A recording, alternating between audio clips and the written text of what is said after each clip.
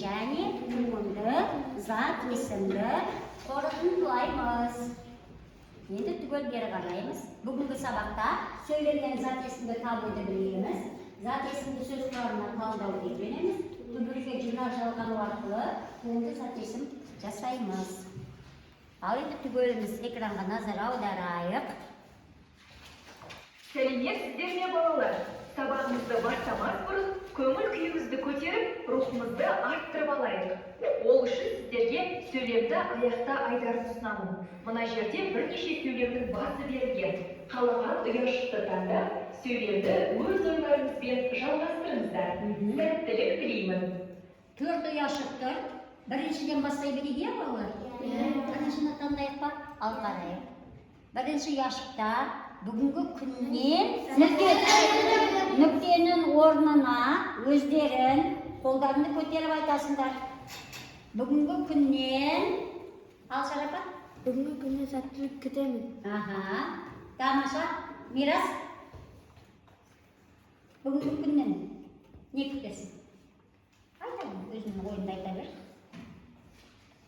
Ойлана тұр. Қаусар? Бүгінгі күннен 10 балалы сәттілік тілеймін. Он балалыға сәттілік тілеймін дейді. Жаным? Сәттілік тілеймін. Күтемін. Бекзат?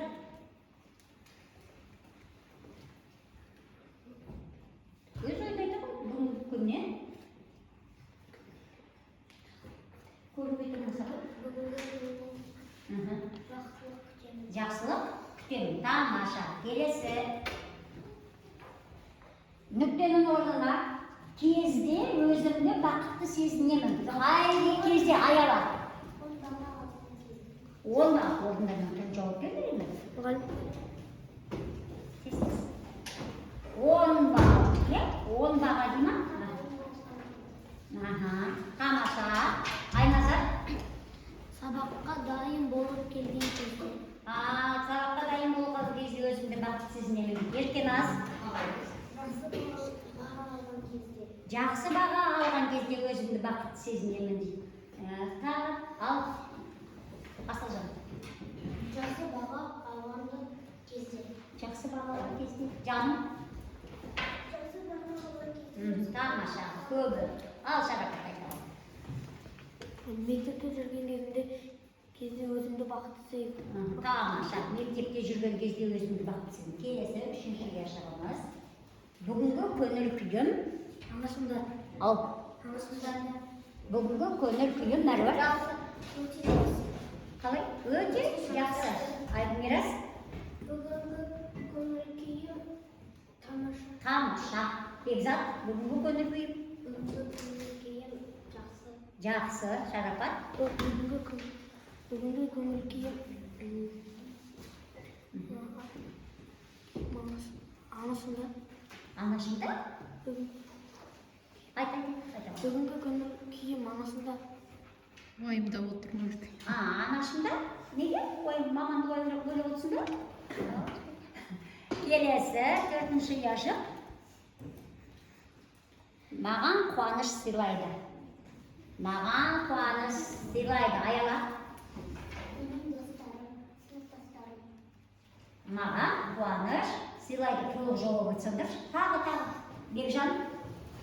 Маған қуаныш сыйлайды достарым. Достарым. Тағы. Ал айта ғой. Маған қуаныш сыйлайды анашым. Анашым. Енді бәрі жерде анашым. Тамаша. Мәрвар? Маған қуаныш сыйлайды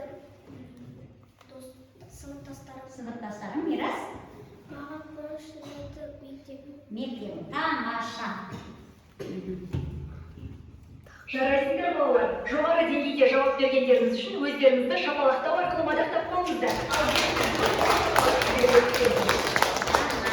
Енді сабағымызды бастаймыз. Жарайсыздар балалар.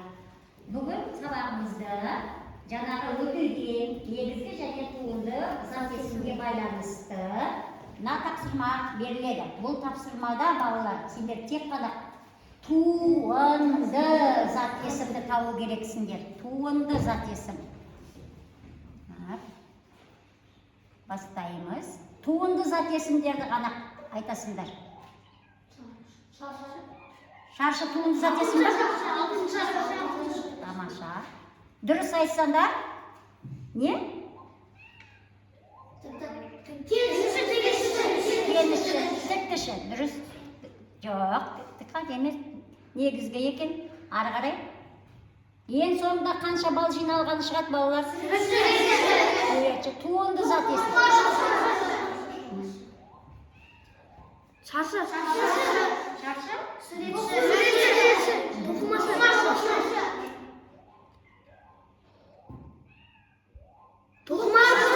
Тіктіні неге айтпайсыңдар? Тіктен дұрыс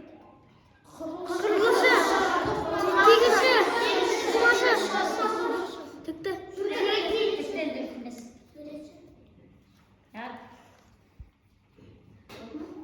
Тігінші. 12 бал жинадық. Тамаша. Ары қарай сабағымызды жалғастырамыз. Келесі.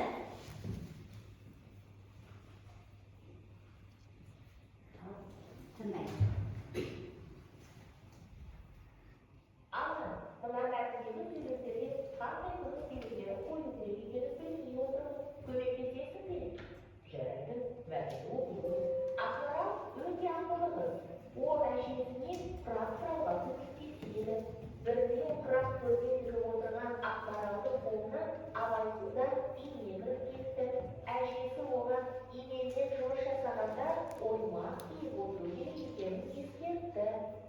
Дана, әнәләді қабарлы сөйлеулерден құралған екен. Бір оқиға жайлы қабарлау мақсатында айтылған сөйлеуді қабарлы сөйлеу деп атаймыз. Қабарлы сөйлеудің соңында нүкте қойылады. Сөзді естен білген үшін заттың аты белгілеген сөздерді зат есім дейді. Зат есімдерге кім, не, кім жер, зат есі негізгі және туынды болып екіге бөлінеді. Негізгі бөлінетін зат есімді негізгі зат есімді. Мысалы, шебер, өнер, кітап. Түрлі сөзге жыңғақ шабылса, сөзді сызбасы өзгеретін естелік. Түрлі сөзге жыңғақ шабылса арқылы жасалған зат есімді туынды зат есім дейді. Мысалы, шеберхана, өнерпаз, кітапхана. Тамаша. Енді өзімізде балалар есімізге түсірейік. Зат есім дегеніміз не? Зат есім дегеніміз не? Зат есім дегеніміз ал, шар. Зат есім деген заттың атын білдіретін тағы да Заттың атын білдіретін сөздер. Олардан нелер, кімдер, нелер дейді. Деген сұрақтар Жауап береді. жауап береді. Зат есімдегі екі сөз бар. Біреуі екіге бөлінетін зат бар.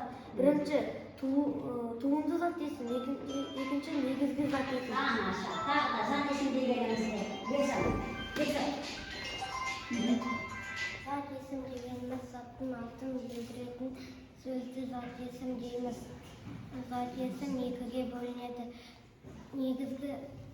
Негізгі және туынды.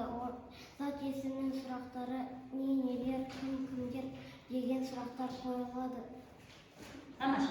Сонымен балалар, зат есім дегеніміз заттың атын білдіретін сөздері зат есім дейміз. Зат есім екіге бөлінеді. Негізгі зат есім, туынды зат есім. Тамаша. Негізгі зат есім дегеніміз не? Негізгі зат есім дегеніміз не? Шарапаттан басқа балалар білмей ма? Ал, Мирас. Сөзден құралған сөзді Негізгі зат есім дейміз. Түбір сөзден құралған сөзді негізгі зат есім дейміз. Туынды зат есім дегеніміз не? Қалғандар. Туынды зат есім. Туынды зат есім дегеніміз не? Жаңа ғана ережесі қайталады, сендерге айтылды. Тағы, ал Кәусар. Зат есім деген екіге бөлінетін Кім кімде не Шатастырма сұрағын неге туынды записін дегеніміз не? Мұхаммед. Сабаққа қатысамыз нені отырсыңдар? Қатып қалғандай ғой. Туынды записін дегеніміз не? Ал. Sizge jurnal çalışkanlar, Туынды зат есіртеді. Түбір сөзге жұрна жалғану арқылы жасалған зат есімді туынды зат есім дейміз. Сендер сөйлемнің аяқ жағын айтқанды ғана жақсы көресіңдер, иә? Бүгін ары қарай осы негізгі және туынды зат есімімізді ары қарай қорытындылаймыз. Оқулығымыздың 22-ші бетін аша қойыңдар. 31-ші жаттығу киіз үй мен ағаш үй дейді. Бұл мәтінді оқы дейді. Бұл мәтінді кім жазған екен? Ыбырай Алтынсарин кім? Түгеліміз экранға назар аударып тыңдаймыз.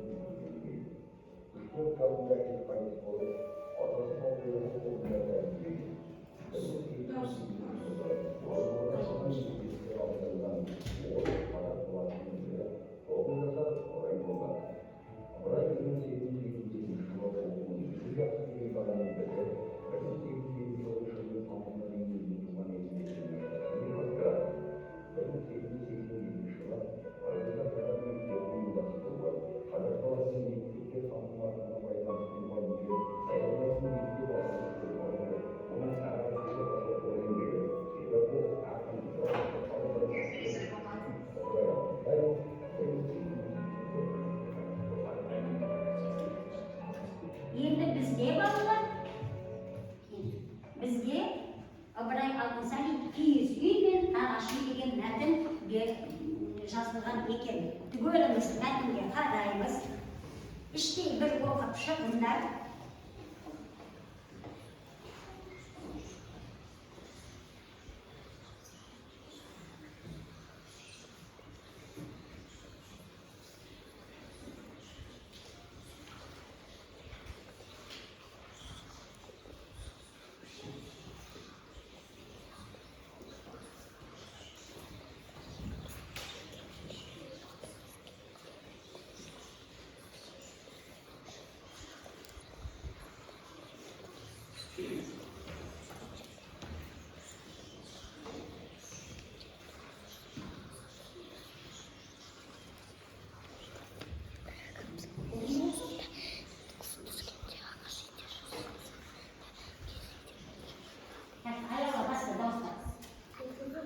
Dağılsın dışarı.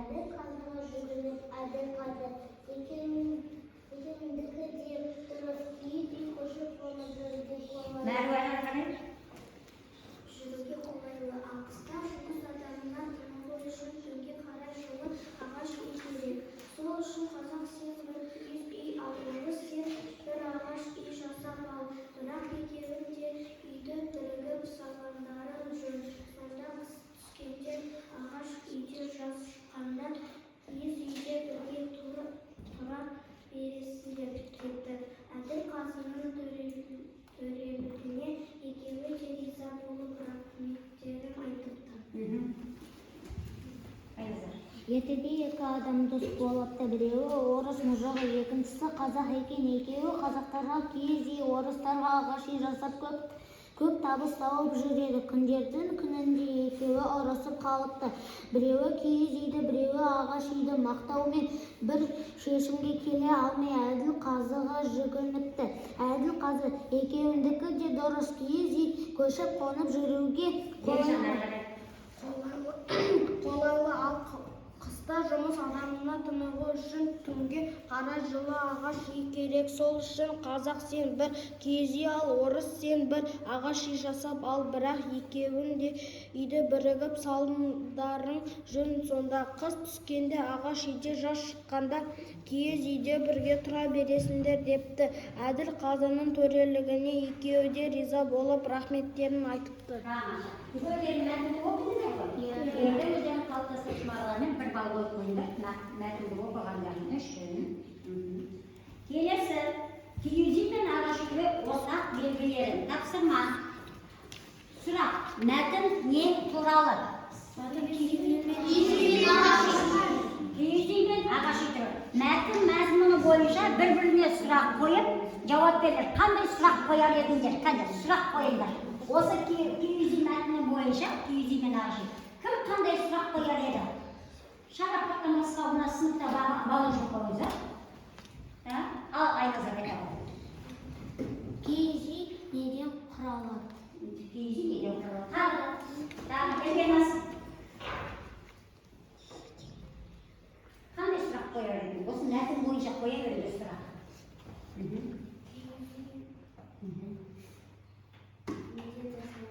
Неден жасалады? Тағы тамаша жар. Аялап. Қайда? Ертеде неше адам болыпты? Тамаша жақсы. Тағы Алжан. Орыс пен қазақ дос болды ма? Оу. Орыс пен қазақ дос болды ма? Орыс пен қазақ дос болды ма дейді. Тамаша. Тағы да Бекзат қандай сұрақ қояр едің осы мәтін бойынша? Орнынан тұрып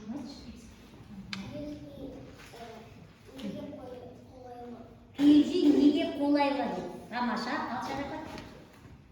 Әділғазы не деп айтты? Әділғазы не деп айтты? Мирас. Қазақ пен орыс кімге жүгінді? Қазақ пен орыс кімге жүгінді? Молодец. Тамаша.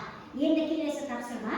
Осы мәтіннің ішінен балалар қарамен жазылған сөздерді туынды, зат, есім, жаса. Қарамен жазылған сөз.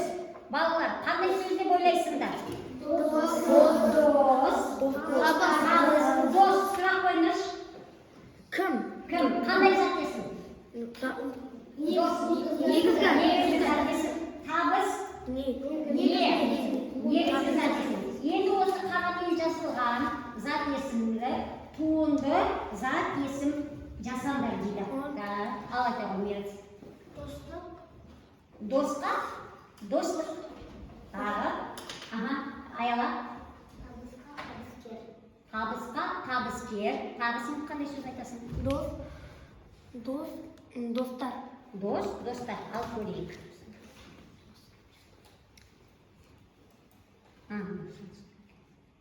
Келесі. Енді мына жерде осындай тапсырма. Вен диаграммасын бәріміз білеміз ғой?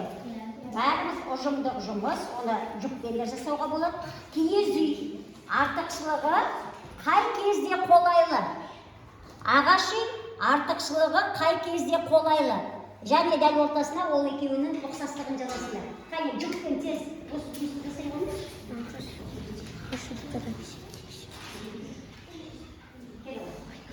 Ал киіз үй артықшылығы қай кезде қолайлы? Бірінші. Екінші, ағаш үй қай кезде қолайлы? Екеуінің ұқсастығы.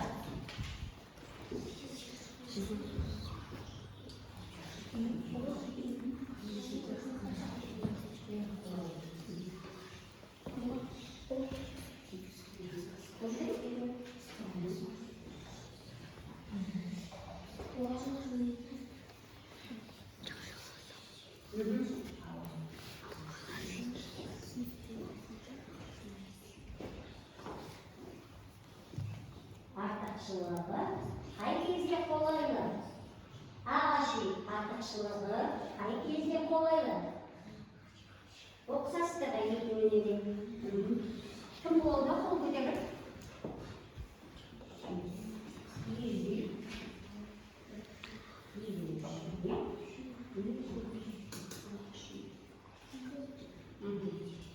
Қазір жауап бересіңдер, иә?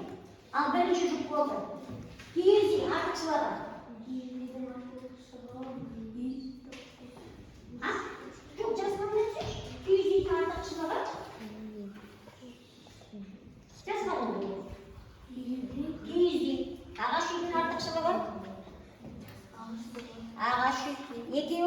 ортақ? Үй. Тамаша. Бір балдарды қойып қойыңдар. Келесі. Кім болды? Ал. Бекзаттың тоғызды болды. Киіз үй артықшылығы. Киіз үй ағаш үйдің артықшылығы? Ағаш үй. Екеуіне де ортақ.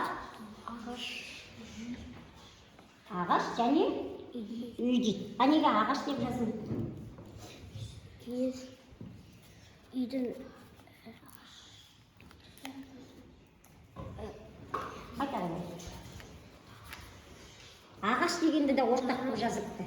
ағаштан Тамаша, киіз үйдің заттары ағаштан жасалынған дейді. Дұрыс, тамаша. Балдарыңды қойып қойыңдар.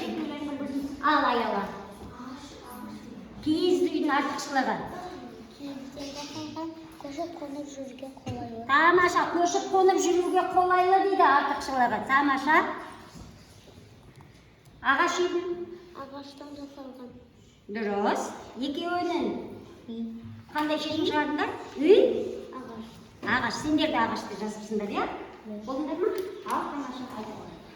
Балдарыңды қойып қойыңдар аяла. Асылжан. Киіз үйдің артықшылығы. Киіз үй. Ағаш үйдің артықшылығы. Ағаш үй. Екеуіне де қандай шешім шығардың? Үй. Тамаша. Балдарыңды қойып қойыңдар. Кім болды? Кім болды? Киіз үйдің артықшылығы. Киіз үй. Артығы өте болды. Киіз үй. Көшіп қонуға қолайлы. Тамаша.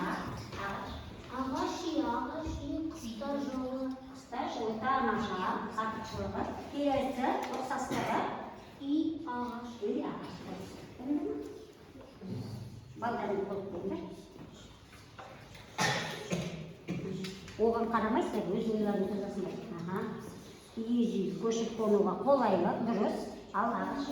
Дұрыс жазып келесіздер. Енді ағашты жаз, екеуіне де ортақ. Киіз үй көшіп қонуға қолайлы, ал ағаш үй қыс келген кезде жылып, екеуі де ағаштан істелінеді, Екеуі де тамаша. Балдарыңды қой, орнына отыра ғой. Кім болған жоқ? Бір-екі жұп қалды, иә? Бір-екі жұп қалды.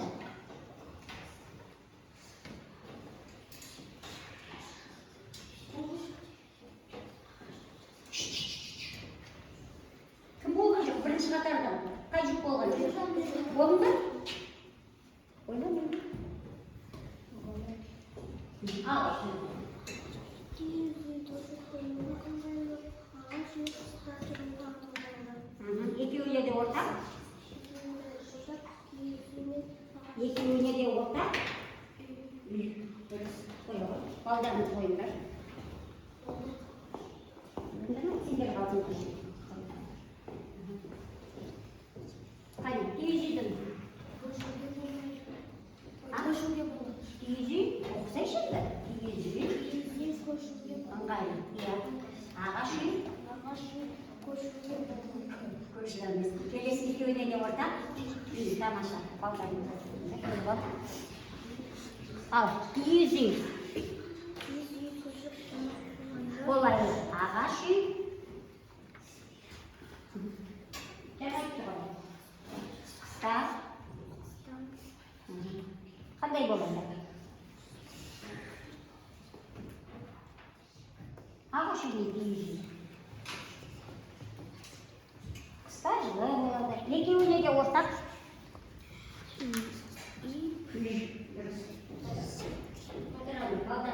Тамаша.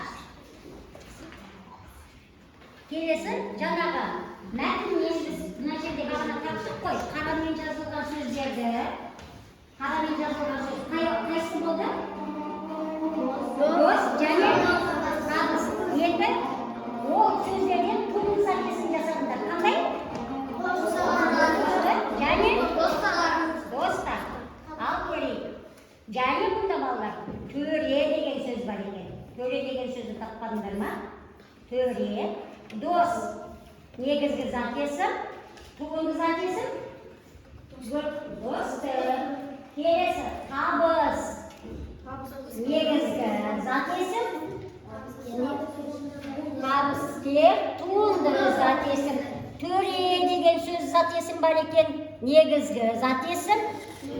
Төреші, туынды зат есім екен. Тамаша. Келесі оқулығымызды ашамыз. Жаңағы киіз үй туралы тағы біраз мағлұмат алайықшы балалар.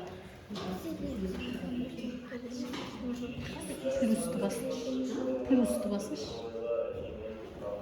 Иә, қосу.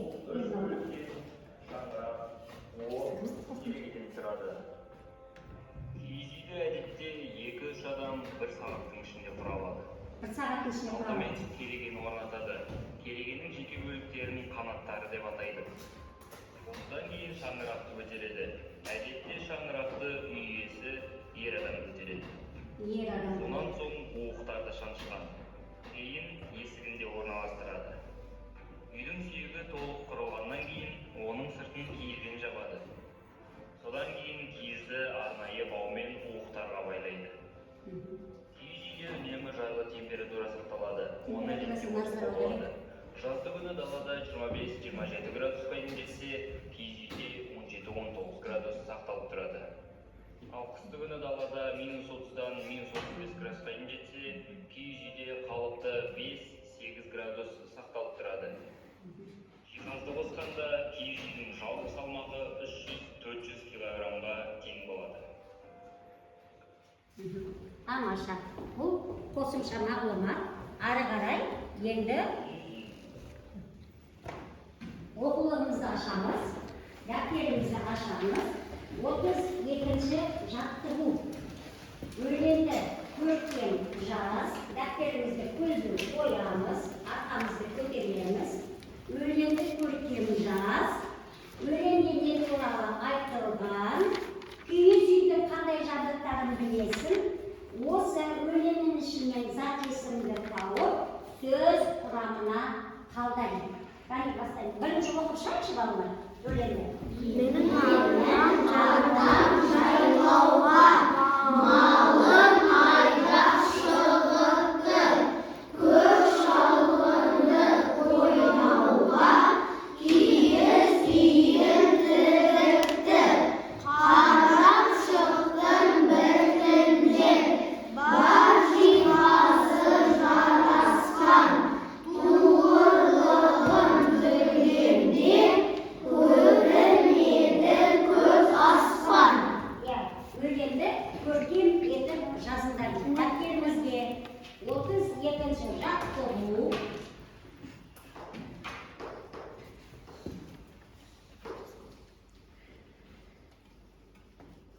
Әдемі отырамыз. Дәптерімізді көлбей қоямыз, арқаларын көтеріп. Бірінші сөйлемін келіп айтып жазамыз. Көркем етіп әдемі жазамыз. Менің атам жайлауға.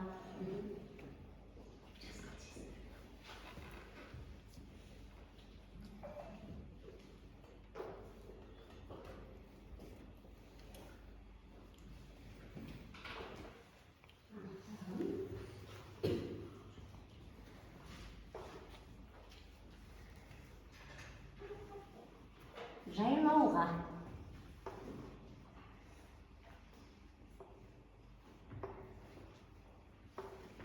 Балалар сөз құрамына талдауды екінші түсіреміз. Сөз құрамы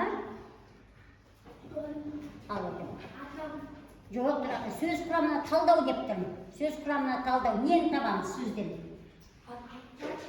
Нені табамыз сөз құрамын талдауда? Түбірмен қосымша дейді. Сендер сұрақты дұрыстап аяғымен тыңдап болсаңдаршы мирас. Сөз құрамына талдау түбірмен қосымшаны табады екенбіз. Түбірмен қосымша. Ал менің атым жайлауға. Осының ішінде зат есім қайсысы деп ойлайсың? Атам. Түбірі қайсысы? Атам. Қосымша. Тамаша.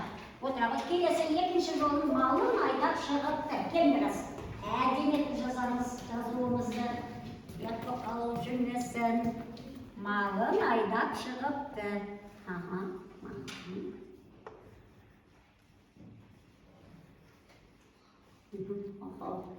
Айдап.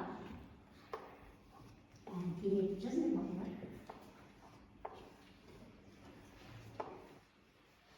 Шықты. Одан кейін тексереміз дұрыс па, жоқ па екенін. Шықты.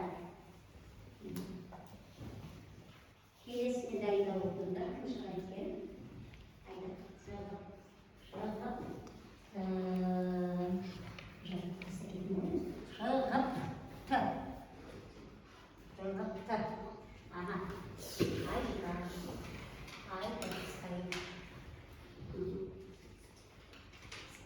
Ал зат есім қайсысы деп ойлайсың?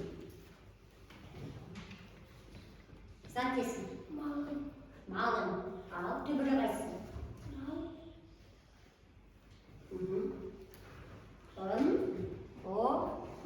Қосымша отырады. Әдемілеп жасамыз. Келесі.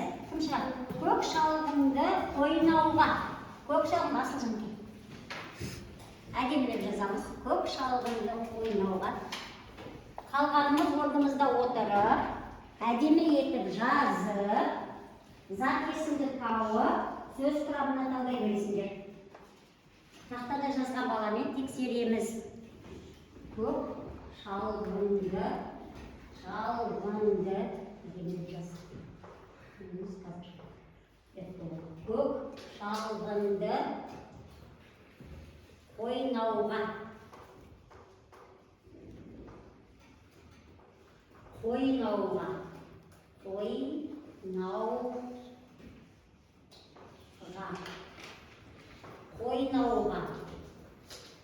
Ойнауға. Көк. Зат есім ба? Шалғынды. Ойнауға. Зат есім жоқ па? Жоқ. Келесі. Киіз әдемі жазамыз. Киіз үйін тігіпті. Әдемі етіп жаз. Киіз. Киіз емес. Киіз. Мен кір. Киіз. Үйін.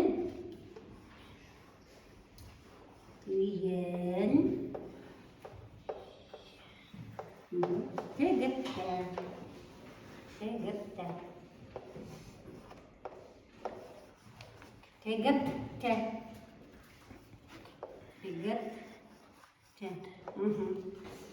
Зат есім үйін түбірі қайсы? Қосымша үн. Келесі орнымызда отырып жаза беріңдер. Қарап шықтым біртіндеп. Жазыңдар ма? Қарап шықтым біртіндеп.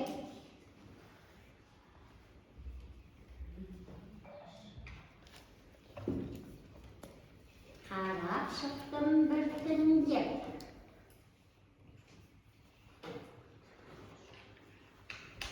Кім жазды осы? Өлең ұлысы жолын кім жазды? Бәрбір жаздың ба? Ал оқиын. Зат есімді тапшы.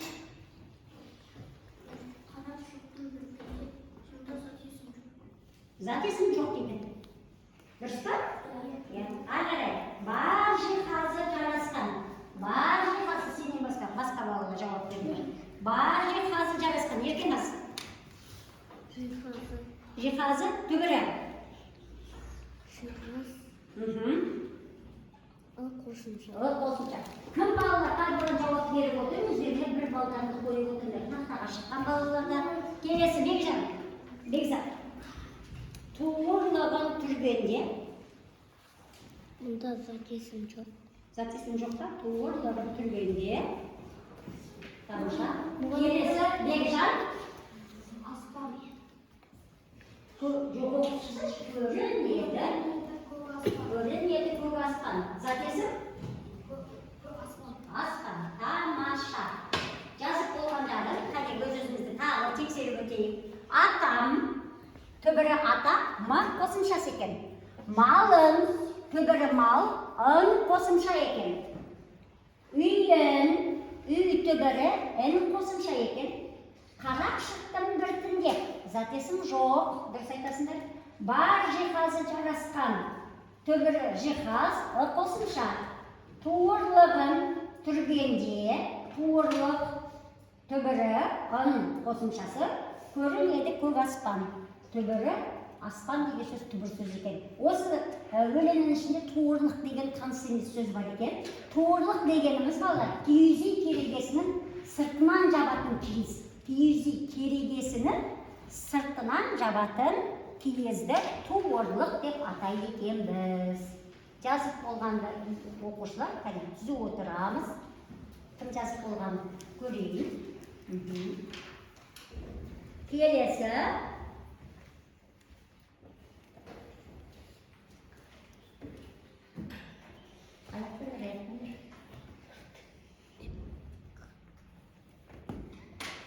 Келесі тапсырма міне киіз үйдің жабдықтарын тағы каталогты естеріңізде сақтап алыңдар.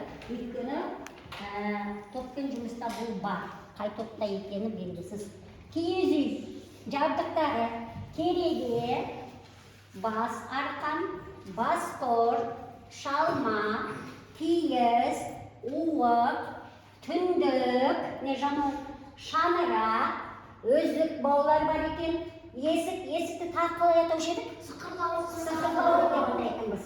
Босаға және белбеу, дәл ортасындағы арқанды белбеу дейді екенбіз. Бұл киіз үйдің жабдықтары. Түсінікті ме? Қане енді түгеліміз орнымыздан тұрып, бір дем алып алайық.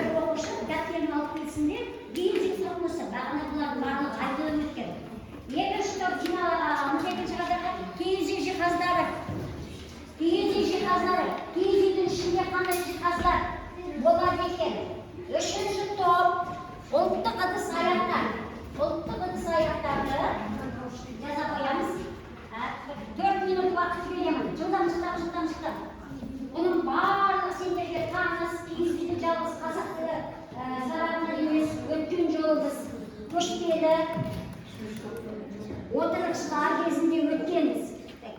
Бірінші топ киіз үй құрылысы жылдамдатыңдар. Бір оқушы жазады, қалғандар айтыңдар, киіз үй құрылысы. Екінші топ киіз үй жиһаздары, киіз үйдің ішінде қандай жиһаздар болады екен. Үшінші топ ұлттық ыдыс-аяқтар.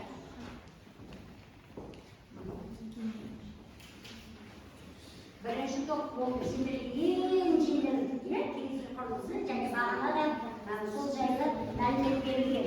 Тамаша, бірінші топ болды.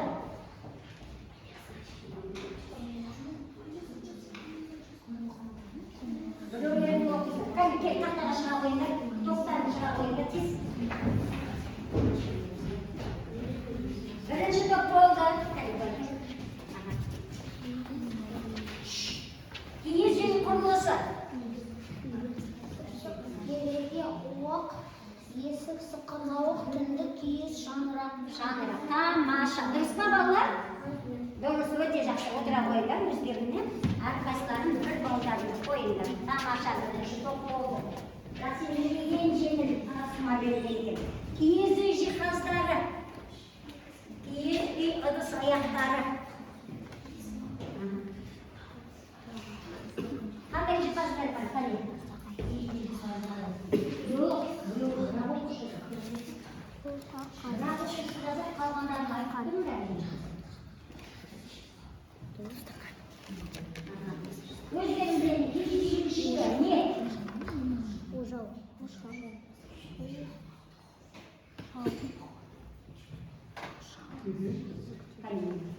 Ye, şimdi qanday jihozlar var? Şu qani belgi. Ama kela qo'y. Jir o'tirib oyoqlar kela qo'y. Qani to'plarni yashiga qo'yinglar.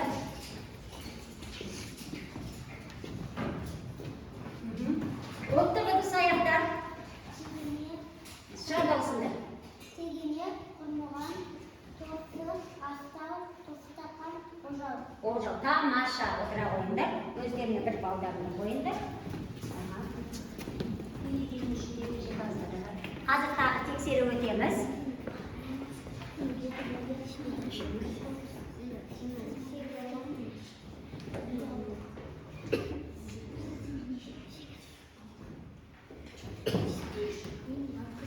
Екінші топ болмаймы? Мен оған онда мен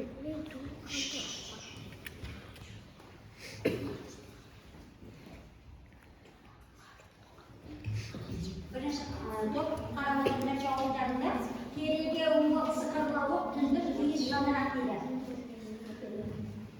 Бағанаға қоңыр үй, боз үй, ақ үй, көп қанатты, алты қанатты болып бөлінеді. Жиһаздар, келе ғой, келіңдер. Киіз үй жиһаздары, жылдам қане. киіз үй жиһаздары сызбақ, сайдақ, кебеже, алаша, ағаш төсек. Тамаша, отыра қойыңдар, міне. Асадал, адалбақан, жүк аяқ, сандық, әбдіре дегендер бар екен, қосымша. Сырма, алаша, кебеже, ағаш төсек деген бар екен. Екінші топ. Үшінші топ ұлттық ыдыстарды айтты. Саптаяқ, құмған, тегене, құмыра, торсық, астау, қасық, тостақан, оржау, көбі, зерен деген ыдыс бар екен. Тамаша, енді ең соңғы тапсырма. Тағы да жүктен жұмыс, шығармашылық тапсырма. Төмендегі сызбаға сүйене отырып, жасырынған жұмбақты тауып оқимыз. Оқулықтарында да бар, тапсырма ондай. Оқулықтарында да бар. Қай, төртінші сынаққа қойыңдар. Төртінші сынаққа қойыңдар. Қалдай.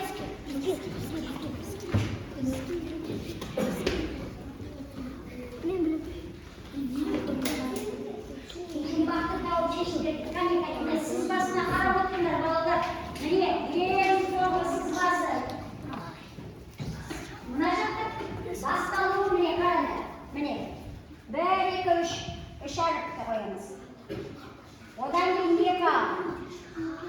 Не шығады екен? Келесі 3 әріп.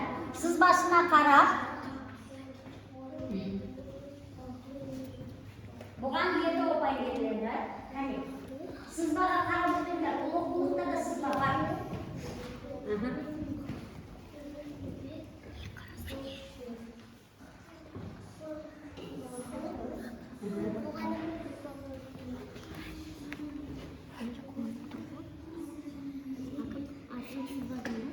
Жасырынған сөздерден жұмбақты тауып оқисыңдар. Bir жұмбақ сөз шығады.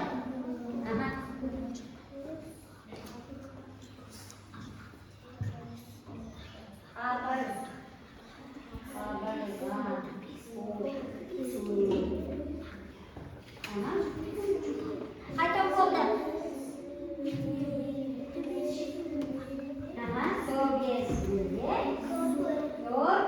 Үшінші топ болды.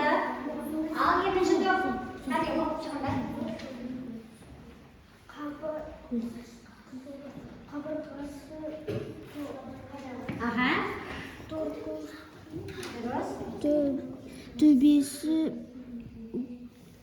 Төбесінде зор көз. Зор көз, тамаша. Балдарды қойып қойдыңыз. Ал бірінші топ.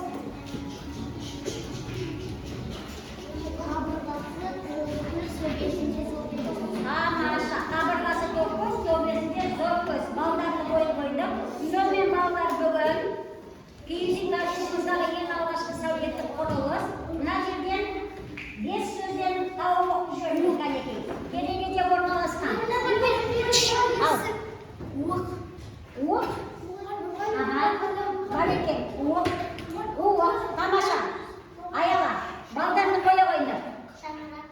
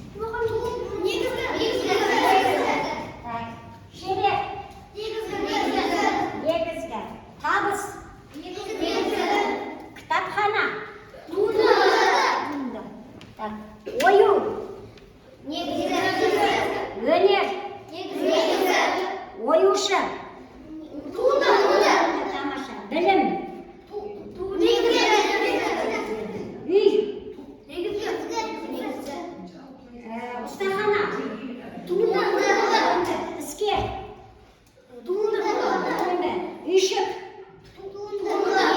kabızker, önерпаз, şeberxana, usta, негізгі, bilimпаз, іс, дұрыс балалар. Негізгі зат есім түбір сөзден тұрады, туынды зат есімге түбірге жинақ жалғану арқылы жасалады. Бүгін міне біз сабағымызда міне осы тақырыпты қайталадық. Енді балалар алдарыңызда белгі тұр. Егер бүгінгі сабағымыз өздеріне ұнаса, мына тамаша деген сөзге жапсырып аласыңдар. Белгілеріңді жақсы болды деген оқушы жапсырма, мына киіз үйге жапсырмалайды. Қанағаттанарлық сұрағым бар деген оқушы үшінші киіз үйге өздерінің белгілерін жапсырмалайды. Қане, келе қойыңдар. Былайынан жапсырсын. Тамаша.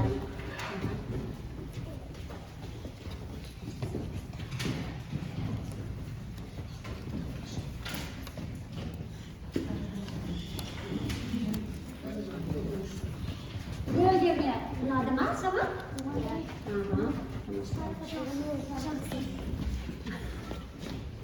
Sabah kamçılarını geçiyorsun.